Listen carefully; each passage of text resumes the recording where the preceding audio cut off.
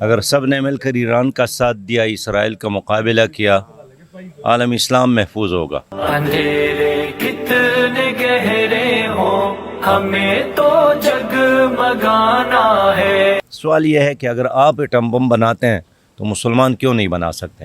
اندھیرے کتنے گہرے ہوں ہمیں تو جگمگانا ہے۔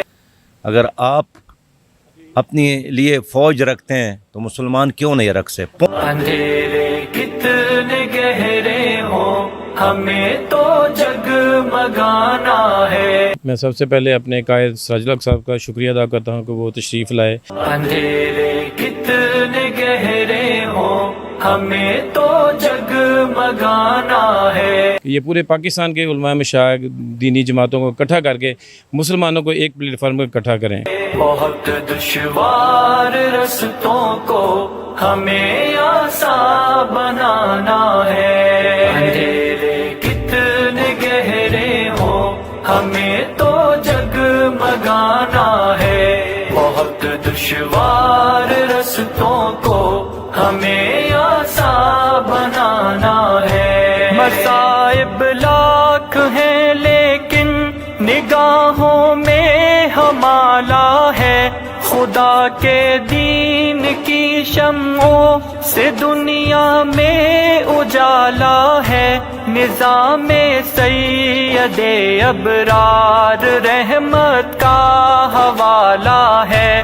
انہی کے دم بدم ہم نے قدم آگے بڑھانا ہے۔ اندھیرے کتنے گہرے ہوں ہمیں تو جگمگانا ہے۔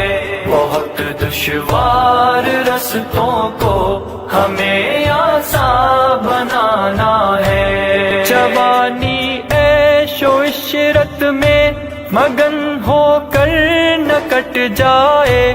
گناہوں اور معاصی کے اندھیروں میں سے۔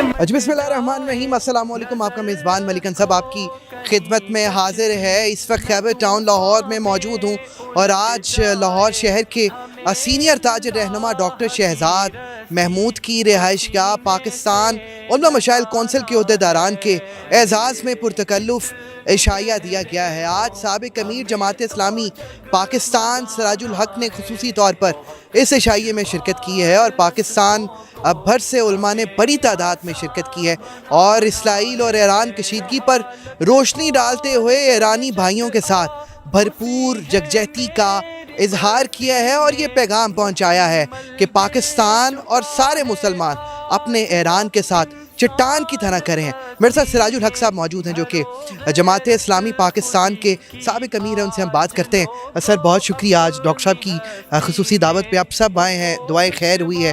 ایسی کنڈیشن میں کیا دیکھ رہے ہیں؟ ایک طرف ایران پہ اسرائیلی کشیدگی جاری ہے، اس کے باوجود امت مسلمہ کا یکجا ہونا، مضبوط ہونا اور یہود و نصارہ کے خلاف اٹھ کھڑے ہونا، کیا دیکھ رہے ہیں؟ بسم اللہ الرحمن الرحیم۔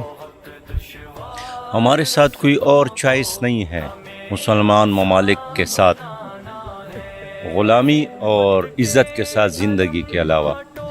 اگر سب نے مل کر ایران کا ساتھ دیا، اسرائیل کا مقابلہ کیا، عالم اسلام محفوظ ہوگا۔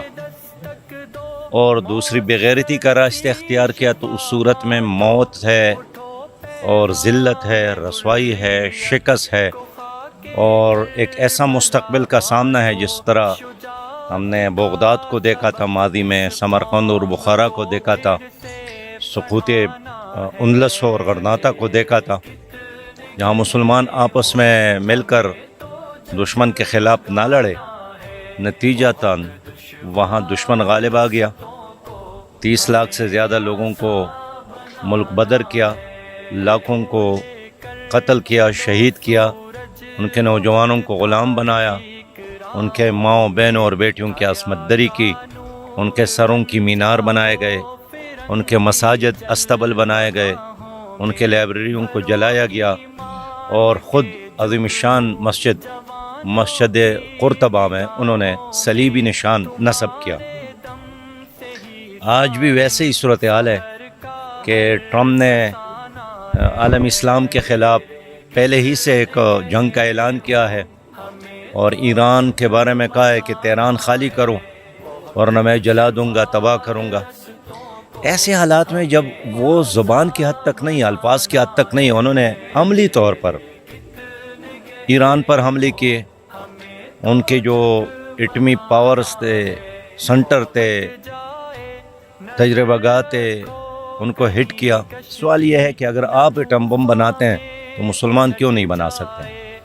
اگر آپ اپنے لیے فوج رکھتے ہیں تو مسلمان کیوں نہیں رکھ سکتے؟ 2.25 ارب مسلمان کو غلام بنانا چاہتے ہیں۔ اس لیے آج یہ تمام مشائخ جمع ہیں، یہ امت کی حقیقی قیادت ہے، ممبر اور محراب کے وارثین ہیں، درباروں اور خانقاہوں کے وارثین ہیں۔ ان سب نے بالاتفاق یہ اعلان کیا کہ اس جنگ میں اسرائیل کے مقابلے میں ہم ایران کے ساتھ ہیں، اور سب نے مل کر حکومت سے مطالبہ کیا کہ جہاد کا اعلان ہوا ہے، علماء نے فتویٰ دیا ہے، لہٰذا اس فتوے پر خاموشی اختیار کرنا یا تماشائی بننا یہ اسرائیل کا اور امریکہ کا ساتھ دینا ہے۔ ڈیفینیٹلی، بہت شکریہ۔ ڈاکٹر شہزاد محمود صاحب موجود ہیں، سر سراج الحق صاحب کی لاہور آمد ہے، یقیناً آپ سب یقیناً خوشی سے نڈھال بھی ہیں، اور ایک طرف آپ نے غم و غصے کا اظہار کیا جو کشیدگی جاری ہے ایران میں۔ بتائیے گا سراج الحق صاحب نے آج دوبارہ ایک آپ سب کو یکجا اور منظم کر دیا ہے، کیا کہیں؟ بسم اللہ الرحمن الرحیم۔ میں سب سے پہلے اپنے قائد سراج الحق صاحب کا شکریہ ادا کرتا ہوں کہ وہ تشریف لائے، میاں مقصود صاحب کا، چودھری مسعود صاحب کا اور دیگر مہمانان گرامی کا تہہ دل سے مشکور ہوں اور ان کا شکریہ ادا کرتا ہوں۔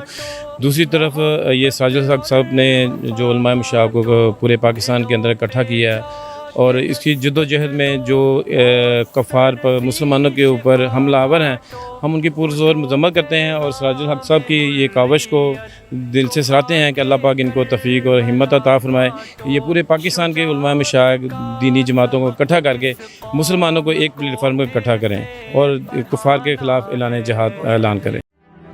What does it take to dream, to aspire, to be better every day? It takes vision to pave the way for a better future. It takes discipline to create synergy. And it takes courage